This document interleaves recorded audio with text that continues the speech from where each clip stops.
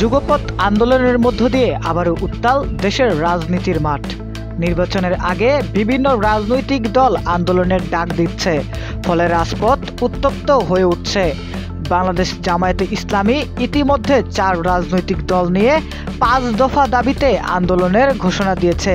তবে আলাদাভাবে 3টি দলকে সঙ্গে নিয়ে আন্দোলনে নামার প্রস্তুতি নিচ্ছে জাতীয় নাগরিক পার্টি এনসিপি। দলীয় সূত্র বলছে, ধর্মভিত্তিক কোনো দলের সঙ্গে নয়, বরং মধ্যপন্থী দলগুলোর সঙ্গে যুগপৎ আন্দোলনে যেতে পারেন তারা। এক্ষেত্রে গণ অধিকার পরিষদ, এবি পার্টি ও আপ বাংলাদেশের সঙ্গে আলোচনা চলছে। সূত্র থেকে আরও জানা যায়, কিছু দলের মধ্যে একীভূত হওয়ার সম্ভাবনা রয়েছে। অন্যদিকে ডাকসু ও জাকসু নির্বাচনে ভরাডুবির কারণে বাংলাদেশ গণতান্ত্রিক ছাত্র সংসদকে পুনর্বিন্যাস করে সরাসরি দলের নিয়ন্ত্রণে আনার চিন্তাভাবনাও করছে এনসিপি।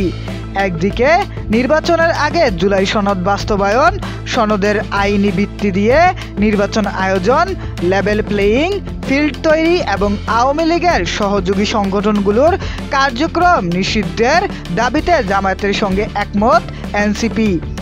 যদিও দলটির সঙ্গে জামায়াতের 2 দফা বৈঠক হয়েছে, এনসিপি শেষ পর্যন্ত জামায়াতের যুগপৎ আন্দোলনে যোগ দেয়নি। নাম প্রকাশে অনিচ্ছুক এনসিপির একজন যুগ্ম আহ্বায়ক জানান, জামায়াতের সঙ্গে সরাসরি সাক্ষ্য করলে পশ্চিমা দুনিয়ার কাছে ডানপন্থী দল হিসেবে পরিচিতি পেতে পারে এনসিপি।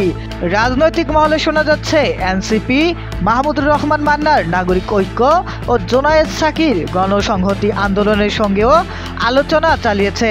তবে বিএনপির যুগপৎ আন্দোলনের শরিক এইসব দল এনসিপির সঙ্গে আসতে রাজি নয়, বরং এনসিপিকে নিজেদের গণতন্ত্র মঞ্চ জোটে চাইছে। এনসিপির রাজনৈতিক নির্বাচক কমিটির প্রধান আরিফুল ইসলাম আবিদ বলেন, জুলাই সনদ ও নতুন সংবিধান নিয়ে ইতিমধ্যে অন্যান্য রাজনৈতিক দলের সঙ্গে অনানুষ্ঠানিক আলোচনা হয়েছে।